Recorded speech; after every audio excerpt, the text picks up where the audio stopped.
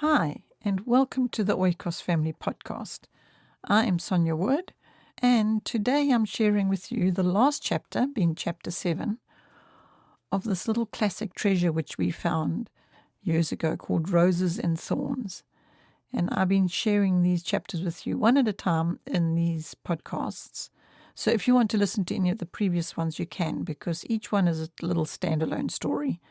And each story has got some lesson in it of value or a moral, something that I believe would be important or helpful or supportive to you in your learning lifestyle, I hope. But this last chapter, chapter 7, is called Prison Roses, the name of the story. And I'm not going to go into much detail about it because it's a longer story. I think it's actually the longest chapter of this little series. And it's just a very good story worth listening to, in my view, because basically it's a story about roses that grow outside a prison.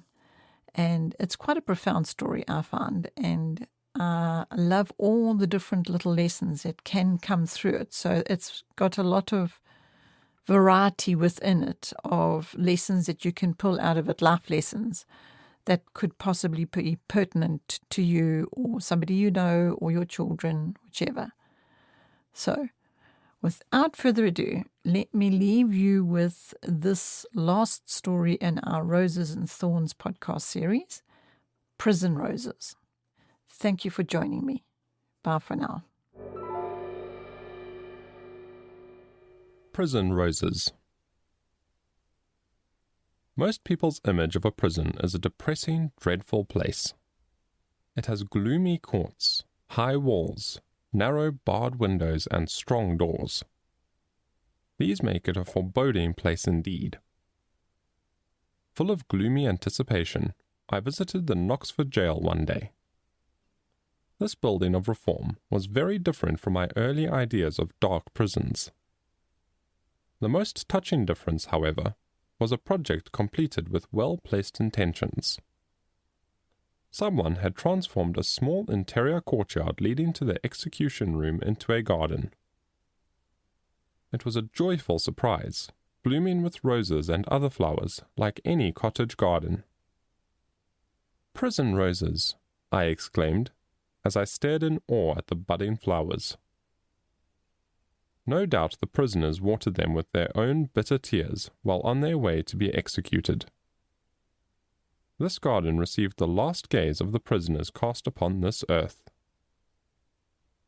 One abundant and healthy rosebush growing there was fascinating. Its elegance on that June day belonged in the Garden of Eden instead of this world of sin and unhappiness. I asked permission from the jailer, who escorted us to pick one or two of the buds. The reason I gave was that the flowers had grown in such a unique place. "It was only an ugly, bare bit of ground, ma'am," said the jailer, "until our current guard arrived. He has the training of a gardener. Having too much spare time on his hands, he asked if he could turn it into those flower beds which you see there. Most folks say they are out of place. Maybe they are. But you won't say that after I tell you that the rose trees saved an innocent person's life." "How is that?" I asked with much interest. "It's a long story, ma'am," the officer answered without hesitation. "I don't have enough time now to tell it. Stop at the guard's room as you leave. Nothing makes the old man happier than telling someone all about it." We followed the jailer's advice upon leaving the prison. I complimented the old florist on his beautiful collection of roses. Then I asked about the rose tree. At once he told us the story of the bush from which I took the flowers. This is what he said. "It was many years ago. A poor woman named Martha was confined here for being involved in the robbery of a house where she worked. She had done the gentleman's laundry for several years. Since he was sure of her honesty, he hired her to watch his house while the family went to the seashore. The poor lady faithfully watched the house day and night. Then she heard that her married daughter, who lived many miles away, was in ill health. As she admitted later, she left her employer's property in the care of God's providence for one night. She went off to nurse her dying child. There were criminals lurking in the neighborhood who knew about her absence and robbed the house. When Martha returned from burying her daughter, she found all her employer's valuables stolen. At first, she was blamed for merely being careless, but later, the police charged her with actually having a hand in the robbery. The thieves couldn't get rid of all the stolen property as quickly as they wished. They hid some of it in poor Martha's garden. They knew if it was accidentally discovered, the blame would naturally fall upon her. Though they tried to cover their footsteps in the soft, wet ground, it was impossible. Murder will be found out, they say, and so will robbery sometimes. Martha was terribly upset, not only because of her daughter's death, but also because of her dilemma. She was pleading with the officials as they searched her property. It was a great shock to the poor lady when she heard that 2 chests containing linen were found in her own garden. Protests would hardly have helped even if she had been able to make them. Although her going away was perfectly natural for a mother, it looked suspicious. The whole matter seemed planned, of course. She went to jail as a partner in the crime, or at least as one who had received stolen goods. It is always a hardship for a working person to be shut up in prison. Nobody knows this better than I. That person is unable to work at all to earn his living. All personal business matters go to ruin and confusion. No one can say how hard it was for Martha. She would no longer be able to do her usual work if no one believed she was honest. Martha's heart ached most for her daughter's children. Their father was far off at sea. 4 little children, all under the age of 7, had no one to look after them except their 10-year-old sister. As soon as she heard of her grandmother's sad situation, the good child went to see her. She left her brothers and sisters with a neighbor and walked several miles to the jail. She was ashamed to be visiting such a bad place. Seeing that huge iron door made her tremble with fear. She probably would have stood there a long time if a young man hadn't come along. He was carrying a large sack of wheat for the treadmill and nearly knocked her over before seeing her. He was a good-natured fellow, however. To make up for frightening her, he took her by the hand and brought her to me. "Here's a little one who won't stop crying," he said.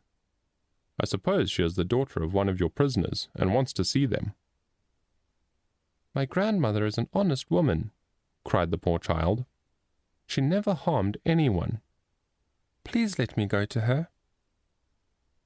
"Where are your father and mother, child?" I asked. It would make more sense if they came instead. "My father is in the West Indies, sir," she answered quite sensibly. "My dear mother is in heaven. Do let me see my grandmother, so I can go back and take care of the little ones." "What little ones? Are you the oldest?" "Yes, sir, of 5. There is no one else to care for them except me. God has taken my mother, and terrible men have put my grandmother in here." I took the child, whose name was Jane, by the hand and sent word to a jailer to call old Martha down to the visiting cell. The child and I stood on one side of the gate. The poor grandmother soon appeared on the other. Little Jane found that she couldn't run to her grandmother and give her a kiss.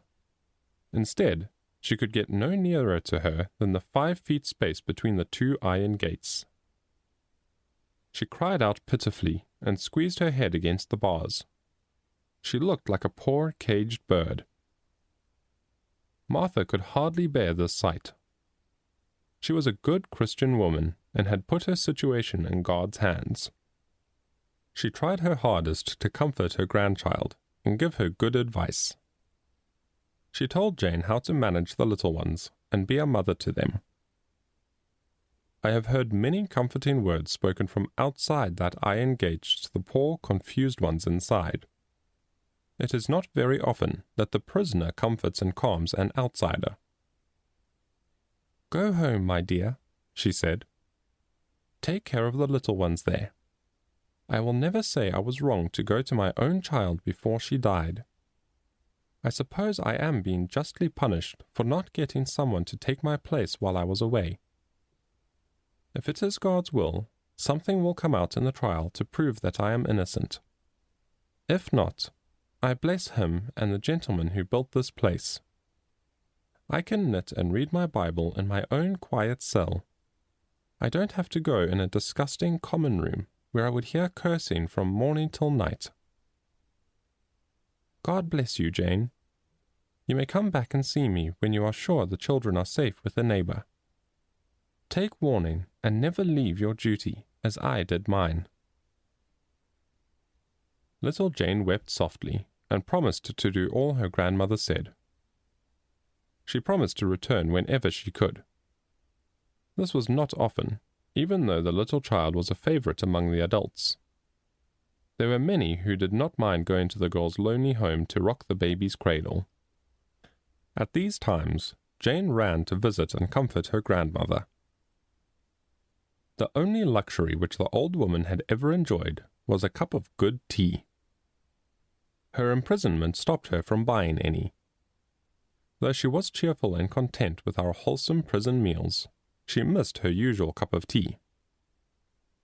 Little Jane guessed this. One day, as Jane was leaving, I wished her a hearty "Good morning."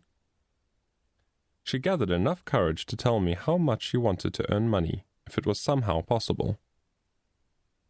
"Make money, child?" I asked. "Why?" With some hesitation, she told me why. I answered, "Jane, I am not rich, but I will gladly help you in such a worthy purpose. A thought has just come into my head, and I hope it doesn't fail. Tomorrow the court sessions will begin. Your grandmother's trial will not be until near the end, and there will be plenty of people in town. No doubt the ladies will like bouquets for the evening balls. Every day I'll give you some flowers from my garden. You can stand at the door of the King's Inn and try to sell them. If you do, you will make all the money you need. You will be able to buy your poor grandmother an ounce of tea with your own earnings.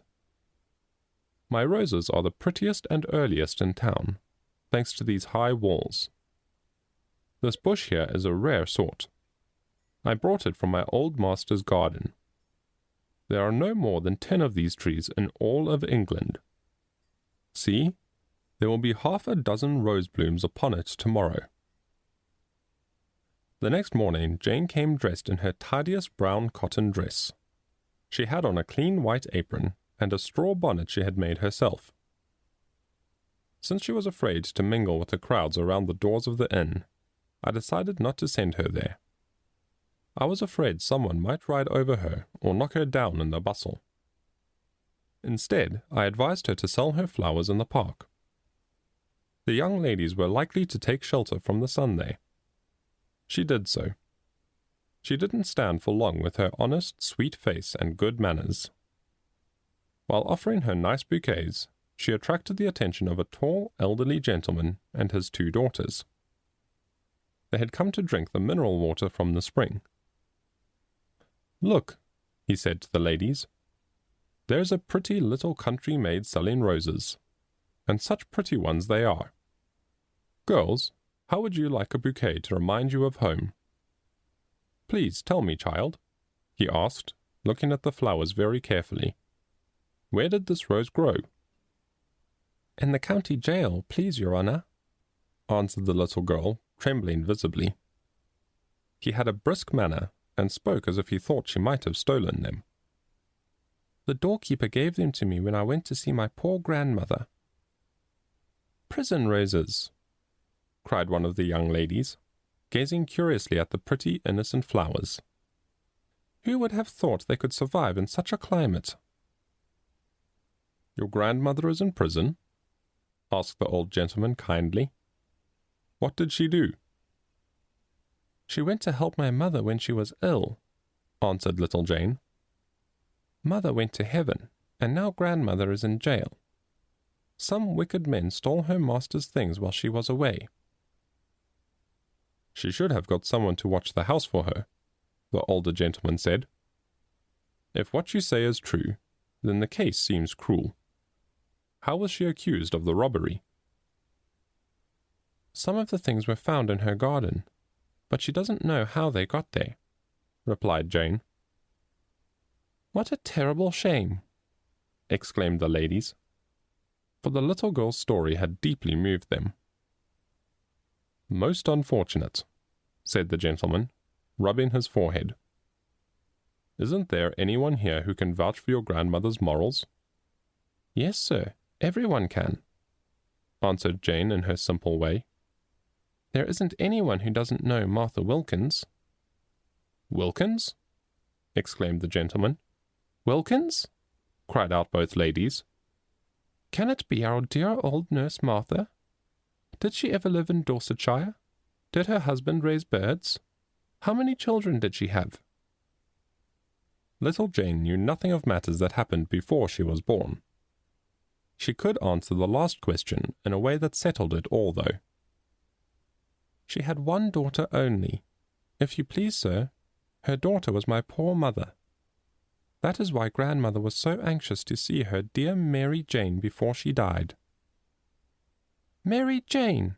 There is no doubt left, cried the two young ladies. The nurse had named her child after them. Oh, Papa, please let us go to the prison to see dear Martha. Patience, children, answered the old gentleman, who seemed to be as glad as any of them. We must have an order if we want to see Martha. I'll speak to the High Sheriff today after the court session is over. In the meantime, I can see that this little girl is anxious to leave. Your Honour, said Jane, I'm in no great hurry, only, I have to walk 4 miles. I need to get the children's dinner and buy grandmother's tea besides.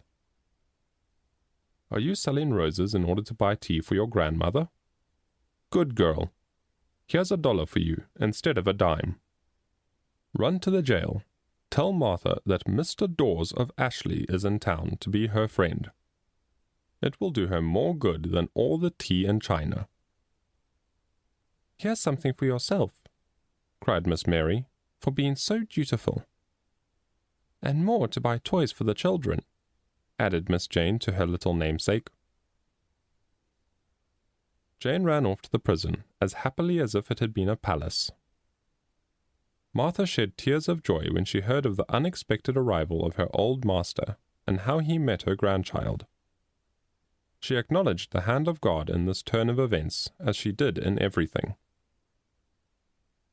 The grandest gentleman in Dorsetshire stopped to visit her in her cell. His nicely dressed daughter sat down on her tiny bed. Martha Wilkins cried more that day than she had when she was first put into prison. Mr. Dawes did not need to use his influence to get justice for his former servant. However, his urging of a thorough investigation saved her the agony of a sentence. This led to the charge being brought against 2 men who had been jailed for other crimes. After a short time, they confessed to the burglary for which Martha was imprisoned. They admitted having hidden the linens in her garden. If they hadn't confessed, the results for Martha could have been tragic. All the evidence seemed to be sadly against her. Besides, everyone is capable of making mistakes, even judges. Everything turned out all right, though. Mr. Dawes took her out of jail in his own coach and settled her in a cottage upon his estate. Jane's father married a good, motherly woman who is a servant to the 2 young ladies. They come every year to drink the water at the spring. The first thing they do is send Jane for one of my prison roses. The story has made my bush famous. I thought you might like to hear it, since you seem to admire the flowers so much. I wish you could see Jane's face when I tell the story. No roses in England could match her smile. "We will never forget you or your roses, my good friend," I said with feeling. "May we all remember that with the blessing of God, small acts of duty and love will bring important results." Ever since I heard the kind jailer's story, I haven't seen a bed of roses in bloom without thinking of it. I remember the prison and this touching incident. Roses always remind me of Solomon's Song, chapter 2, verse 1, where King Solomon spoke of Jesus, saying, "I am the rose of Sharon and the lily of the valleys." King Solomon also spoke in the next verse of the place where guilt, unhappiness, and mistakes dwell. There he spoke of the great difference between the lily and the thorns, to show the difference between those who love God and the wicked. Song of Solomon, chapter 2, verse 2 says, "As the lily among thorns, so is my love among the daughters." Remembering the wonderful, beautiful roses helps lighten my heart whenever I catch sight of a prison.